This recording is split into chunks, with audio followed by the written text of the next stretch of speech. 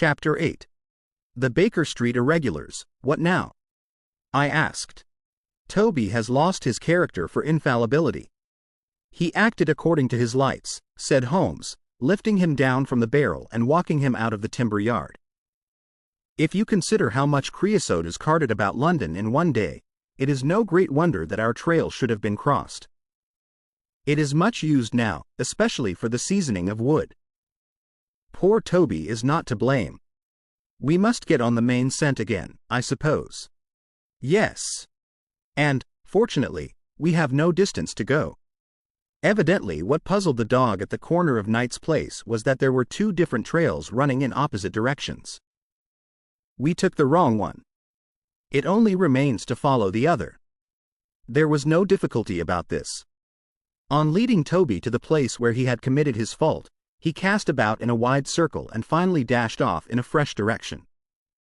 We must take care that he does not now bring us to the place where the creosote barrel came from, I observed. I had thought of that. But you notice that he keeps on the pavement, whereas the barrel passed down the roadway. No, we are on the true scent now. It tended down towards the riverside, running through Belmont Place and Prince's Street. At the end of Broad Street it ran right down to the water's edge, where there was a small wooden wharf. Toby led us to the very edge of this, and there stood whining, looking out on the dark current beyond. We are out of luck, said Holmes. They have taken to a boat here. Several small punts and skiffs were lying about in the water and on the edge of the wharf. We took Toby round to each in turn, but, though he sniffed earnestly, he made no sign. Close to the rude landing stage was a small brick house, with a wooden placard slung out through the second window. Mordecai Smith was printed across it in large letters, and, underneath, boats to hire by the hour or day. A second inscription above the door informed us that a steam launch was kept, a statement which was confirmed by a great pile of coke upon the jetty. Sherlock Holmes looked slowly round, and his face assumed an ominous expression. This looks bad, said he. These fellows are sharper than I expected. They seem to have covered their tracks. There has, I fear, been preconcerted management here.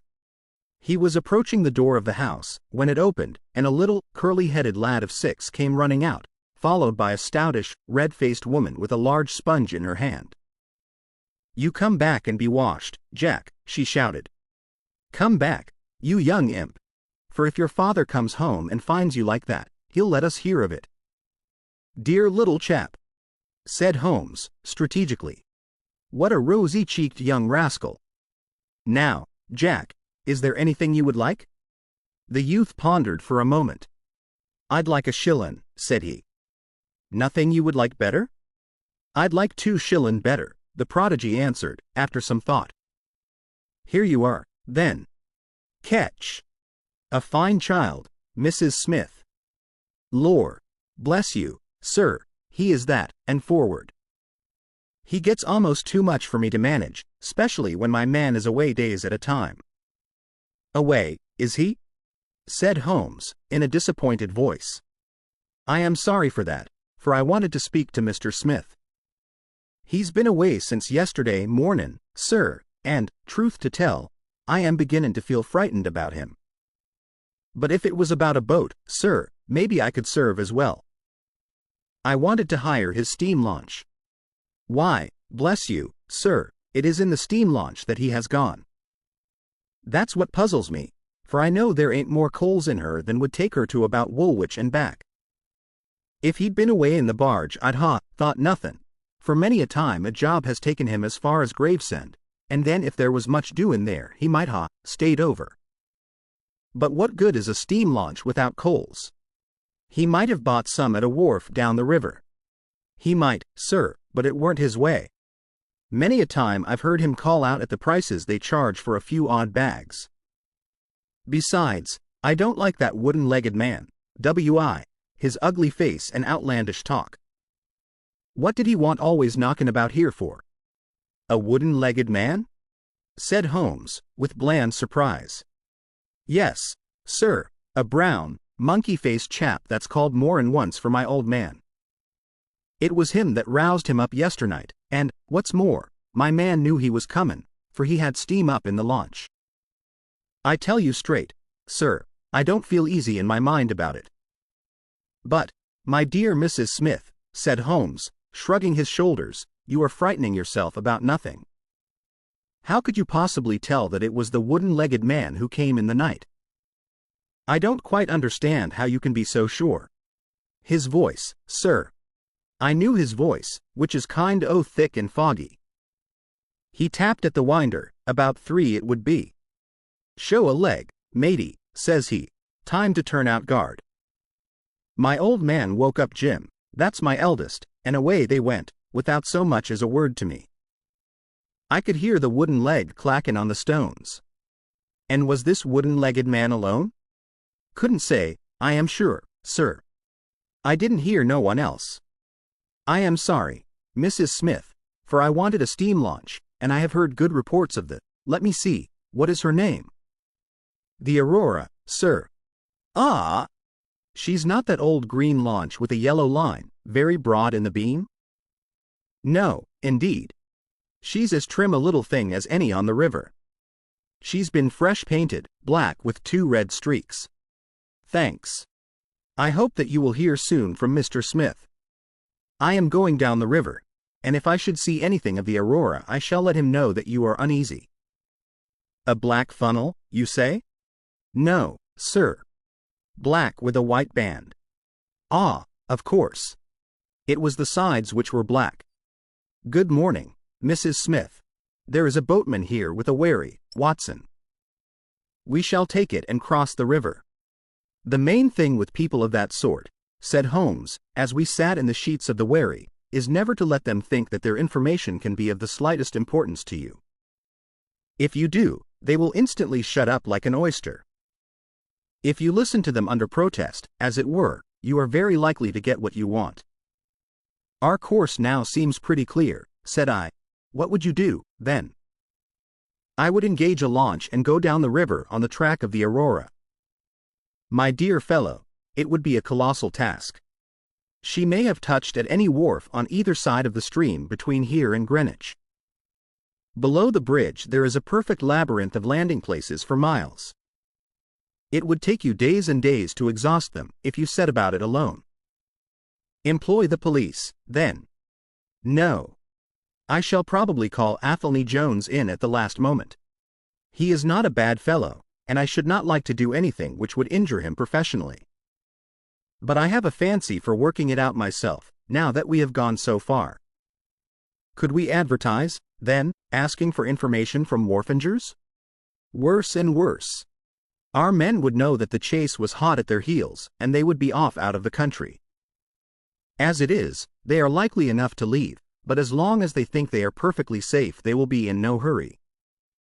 Jones's energy will be of use to us there, for his view of the case is sure to push itself into the daily press, and the runaways will think that everyone is off on the wrong scent. What are we to do, then? I asked, as we landed near Millbank Penitentiary. Take this hansom, drive home, have some breakfast, and get an hour's sleep. It is quite on the cards that we may be afoot tonight again. Stop at a telegraph office, cabby. We will keep Toby, for he may be of use to us yet. We pulled up at the Great Peter Street post office, and Holmes dispatched his wire. Whom do you think that is to? He asked, as we resumed our journey. I am sure I don't know. You remember the Baker Street division of the detective police force whom I employed in the Jefferson Hope case? Well, said I, laughing.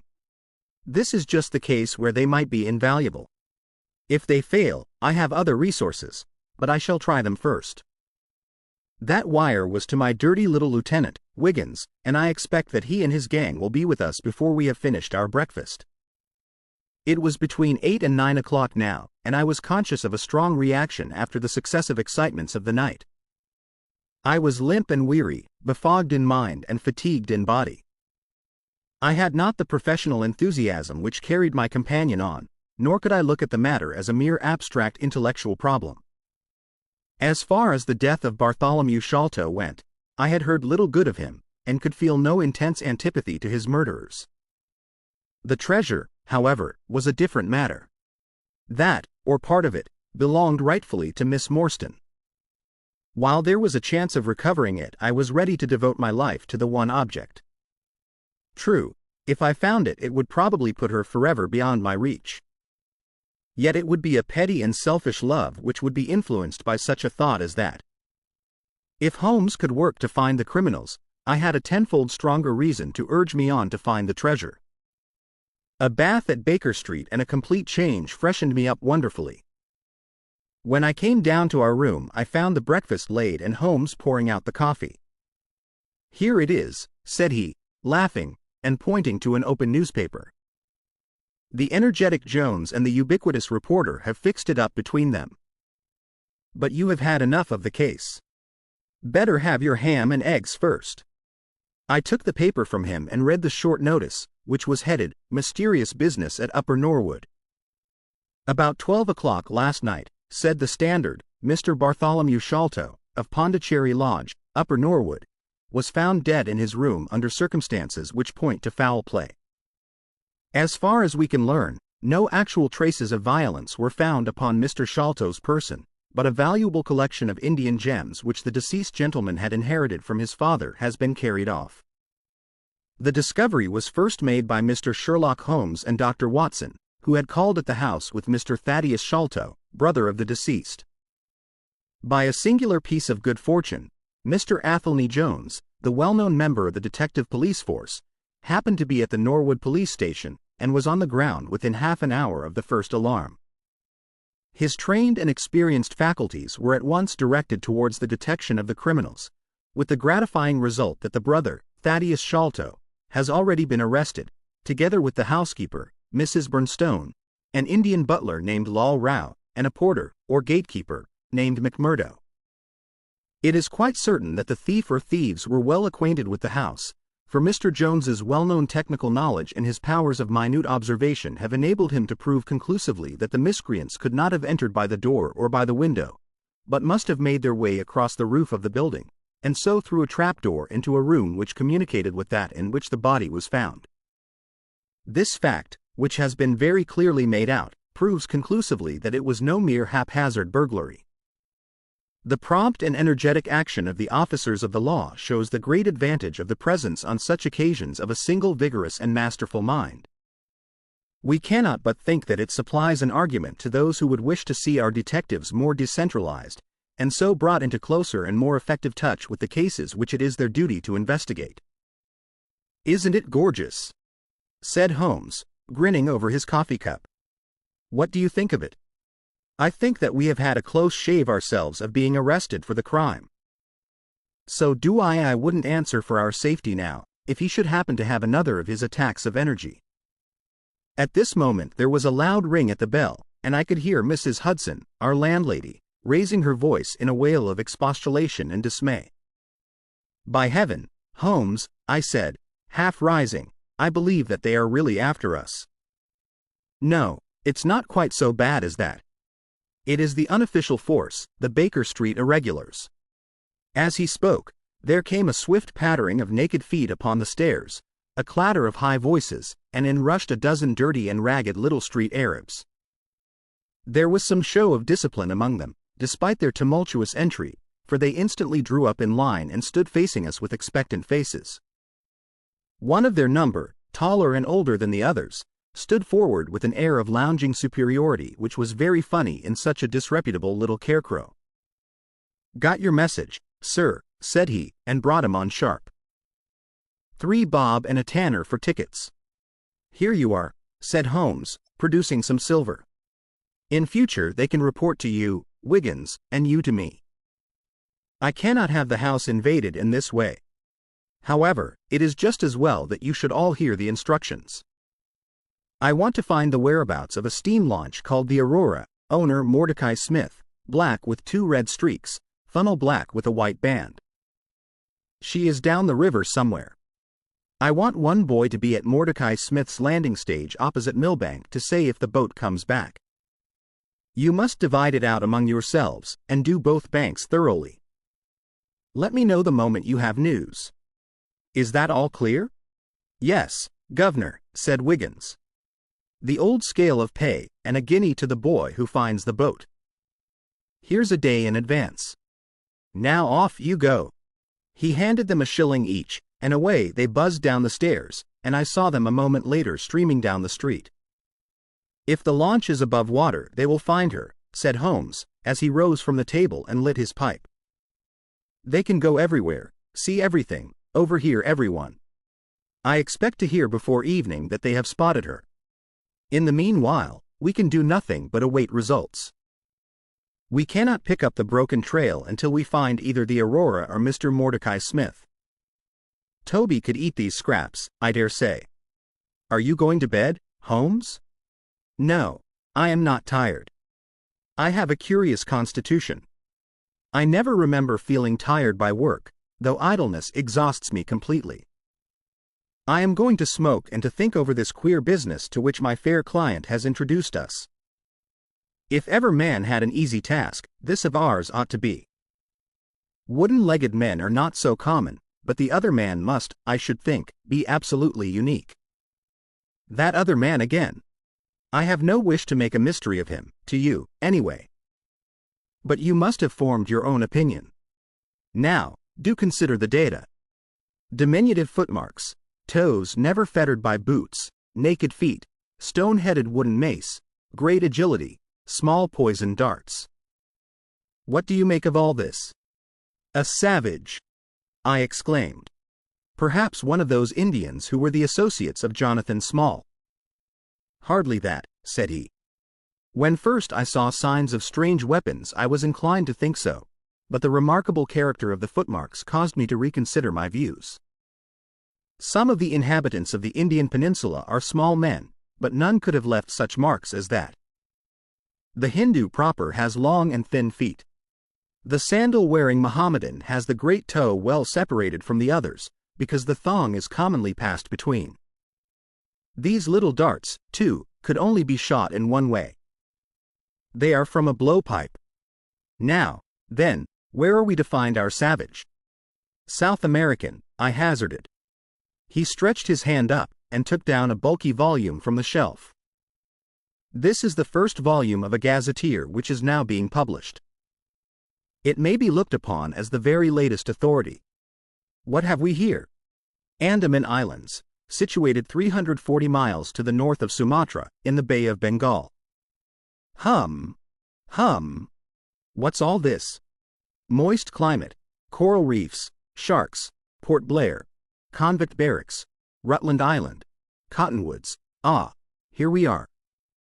The aborigines of the Andaman Islands may perhaps claim the distinction of being the smallest race upon this earth, though some anthropologists prefer the Bushmen of Africa, the Digger Indians of America, and the Terra del Fuegians. The average height is rather below 4 feet, although many full-grown adults may be found who are very much smaller than this. They are a fierce, morose, and intractable people, though capable of forming most devoted friendships when their confidence has once been gained. Mark that, Watson. Now, then, listen to this. They are naturally hideous, having large, misshapen heads, small, fierce eyes, and distorted features. Their feet and hands, however, are remarkably small. So intractable and fierce are they that all the efforts of the British official have failed to win them over in any degree. They have always been a terror to shipwrecked crews, braining the survivors with their stone-headed clubs, or shooting them with their poisoned arrows. These massacres are invariably concluded by a cannibal feast. Nice, amiable people, Watson. If this fellow had been left to his own unaided devices, this affair might have taken an even more ghastly turn. I fancy that, even as it is, Jonathan Small would give a good deal not to have employed him. But how came he to have so singular a companion? Ah, that is more than I can tell. Since, however, we had already determined that Small had come from the Andamans, it is not so very wonderful that this islander should be with him. No doubt we shall know all about it in time. Look here, Watson, you look regularly done. Lie down there on the sofa, and see if I can put you to sleep. He took up his violin from the corner, and as I stretched myself out he began to play some low, dreamy, melodious air, his own, no doubt, for he had a remarkable gift for improvisation. I have a vague remembrance of his gaunt limbs, his earnest face, and the rise and fall of his bow. Then I seemed to be floated peacefully away upon a soft sea of sound, until I found myself in dreamland, with the sweet face of Mary Morstan looking down upon me.